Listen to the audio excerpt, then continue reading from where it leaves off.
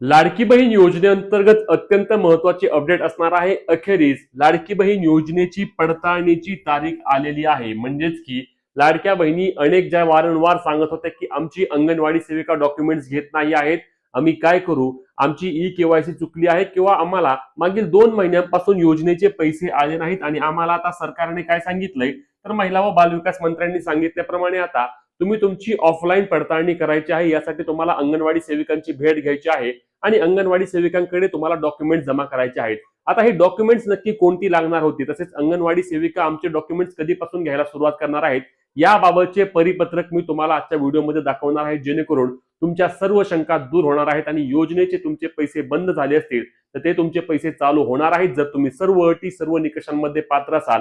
त्यामुळे व्हिडिओ नक्की शेवटपर्यंत पहा, अजिबात मिस करू नका, नाहीतर तुमचे मोठे नुकसान होईल. कारण ही शेवटचीच संधी असणार आहे. यानंतर लाडकी बहीण योजनेची ई केवायसी तुम्ही करू शकणार नाही किंवा तुमचे ई केवायसी दुरुस्ती होणार नाही आणि तुमचे योजनेचे पैसे देखील परिणामी मिळणार नाहीत.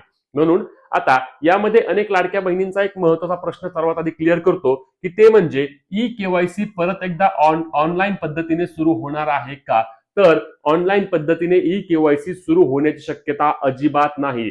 सरकारने याबाबत आम्ही देखील सरकारला वारंवार विचारलं, मागणी केली, परंतु सरकारचं यामध्ये मत येत आहे की आम्ही ऑनलाईन ई केवायसी साठी मुदत दिली होती, त्या मुदतीला आम्ही मुदत वाढ देखील दिली, परंतु तरी देखील लाडक्या बहिणींनी त्यांची ई केवायसी चुकवली. म्हणजेच की लाडक्या बहिणींना ऑनलाईन ई केवायसी करताना अडचण येत आहे असे सरकारला वाटत आहे. म्हणूनच सरकारने यापुढे काय ठरवलं, तर सरकारने यापुढे ठरवलंय की फक्त ऑफलाईन पद्धतीने अंगणवाडी सेविका त्याची पडताळणी करतील आणि पडताळणी होऊन ज्या ज्या महिला पात्र ठरतील त्यांच्याच योजनेचे पैसे चालू होतील.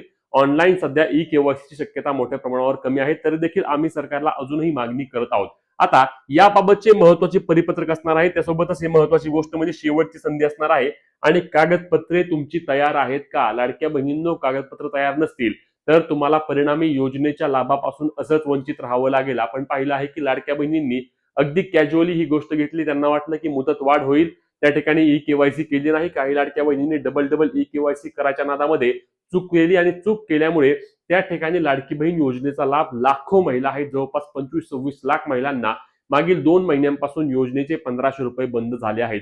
या संदर्भात अनेक लाडक्या बहिणींनी आंदोलने केली, मोर्चे काढले आणि त्यावर सरकारने एक पर्याय म्हणून त्या ठिकाणी ऑफलाईन पद्धतीने ई केवायसी प्रक्रिया सुरू केली. अन्यथा सरकारने सर्व गोष्टी बंद केल्या होत्या, परंतु लाडक्या बहिणींनीच यावेळी आवाज उठवला. आम्ही देखील आमच्या व्हिडिओच्या माध्यमातून सरकारकडे विनंती केली की लाडक्या बहिणींना तुम्ही डायरेक्ट असे अपात्र करू नका. अनेक लाडक्या बहिणी आहेत की ज्यांना ऑनलाईन या गोष्टींची माहिती नसते आणि त्याच्यामुळे त्यांची ई केवायसी चुकलेली आहे आणि मग सरकारने यावर सांगितलं की ठीक आहे, ऑनलाईन पद्धतीने लाडक्या बहिणींना ई केवायसी करताना खरंच जर अडचण येत असेल आणि यापासून जर ज्या ज्या महिला पात्र असून देखील वंचित राहणार असतील तर त्या ठिकाणी आम्ही ऑफलाईन पद्धतीने ई केवायसीची एक शेवटची संधी तुम्हाला देतोय आणि म्हणूनच लाडक्या बहिणींनो, आता अजिबात चूक करू नका, नीट पहा. आता चला यामध्ये बघा सूचना किंवा परिपत्र काय असणार आहे, तर या ठिकाणी बघा, मुख्यमंत्री माझी लाडकी बहीण योजनेच्या पात्रता अपात्रता निकषांच्या अनुषंगाने लाभार्थी तपासणी करण्याबाबतचे हे सूचना किंवा हे परिपत्रक आहे. आणि यामध्ये बघा, सदर योजनेच्या लाभार्थ्यांकडून ई केवायसी प्रक्रिया ही 31/12/2025 पर्यंत पूर्ण करण्यात आलेली आहे. म्हणजेच की ऑनलाईन पद्धतीने ई केवायसी करण्यासाठी आपल्याकडे 31/12 पर्यंत मुदत होती. आता यामध्ये बघा, सदर प्रक्रिया पूर्ण करताना लाभार्थी महिलांकडून पर्याय निवडताना व इतर कारणामुळे चुकीचा पर्याय निवडला गेला. जे काय होतं की अनेक लाडक्या बहिणींकडून काय झालं की चुकीचा पर्याय निवडला गेला. ई केवायसी करताना आधीचे प्रश्न वेगळे होते, परत प्रश्न बदलले गेले आणि या कन्फ्युजन मध्ये अनेक लाडक्या बहिणींची त्या ठिकाणी ई केवायसी चुकली.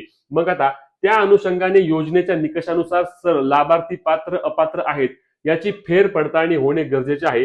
सदर योजनेअंतर्गत वय, लिंग व कुटुंबातील सदस्याच्या नोकरी सेवानिवृत्ती संदर्भातील निकष, आता कोणत्या निकषांची तुमची पडताळणी केली जाणार आहे लक्षात घ्या. हे जे निकष आहेत या निकषांमध्ये तुम्ही पात्र असाल तरच तुम्ही डॉक्युमेंट घेऊन अंगणवाडी सेविकांकडे जा, अन्यथा तुम्ही जाऊ नका, तुम्हाला योजनेचे पैसे येणार नाहीत. कारण अंगणवाडी सेविका काय काय बघणार आहेत, तर लाभार्थ्यांचे सर्वात आधी वय तुमचे 21 ते 65च्या मध्ये आहे का, हे या ठिकाणी बघितलं जाणार आहे अंगणवाडी सेविकांच्या वतीने. त्यानंतर लाभार्थी महिला ही फक्त महिला असावी. योजनेचे नावच आहे लाडकी बहीण.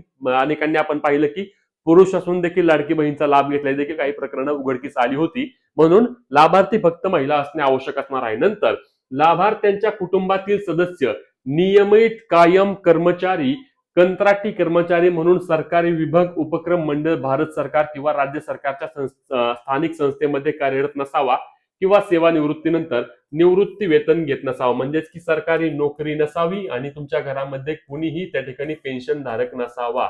हे फक्त बाबींची त्या ठिकाणी तपासणी केली जाईल. आता या बाबीमध्ये तुम्ही पात्र असल्यास मुख्यमंत्री माझी लाडकी बहीण योजनेच्या अंमलबजावणीच्या ई-केवायसी लाभार्थी महिला पैकी शासनाकडून प्राप्त झालेल्या यादीमधील. आता यामध्ये सर्वात महत्वाची बाब म्हणजे तुम्ही म्हणाल की तुम्ही सांगितलेलं की तारीख कोणत्या तारखेपासून तपासणी केली जाणार आहे. तर तारीख बघा या ठिकाणी आहे 26 जानेवारी 2026 नंतर संपर्क साधावा. म्हणजेच की सोमवार दिनांक 26 जानेवारी पासून या ठिकाणी पडताळणीची प्रक्रिया अंगणवाडी सेविका चालू करणार आहेत. त्यामुळे तुमच्या जवळील अंगणवाडी सेविकांकडे तुम्ही कधी जाणार तर 26 जानेवारी नंतर तुमच्या जवळील अंगणवाडी सेविकांकडे जा. तुम्ही या अटी व निकषांमध्ये पात्र असाल तर तुमचे आधार कार्ड घेऊन जा, तुमच्या पतीचे किंवा वडिलांचे आधार कार्ड घेऊन जा, रेशनिंग कार्ड असेल तर रेशनिंग कार्ड घेऊन जा. असे साधे डॉक्युमेंट घेऊन तुम्ही त्या ठिकाणी अंगणवाडी सेविकांकडे जा. अंगणवाडी सेविका सर्व पडताळणी करतील. योग्य असल्यास तुमची ई-केवायसी प्रक्रिया त्या ठिकाणी पूर्ण करून घेतील आणि योजनेचे तुमचे पैसे अशा पद्धतीने सुरू राहतील. आता याच्या व्यतिरिक्त तुमचे जे काही प्रश्न असतील ते आम्हाला कमेंटमध्ये नक्की विचारा. ही महत्वाची व्हिडिओ आणि ही महत्वाची अपडेट जास्तीत जास्त लाडक्या बहिणींपर्यंत शेअर करायला आणि अशाच कामाच्या माहिती आणि हक्काच्या अपडेटसाठी आपल्या पेजला फॉलो, चॅनलला सबस्क्राईब करायला विसरू नका.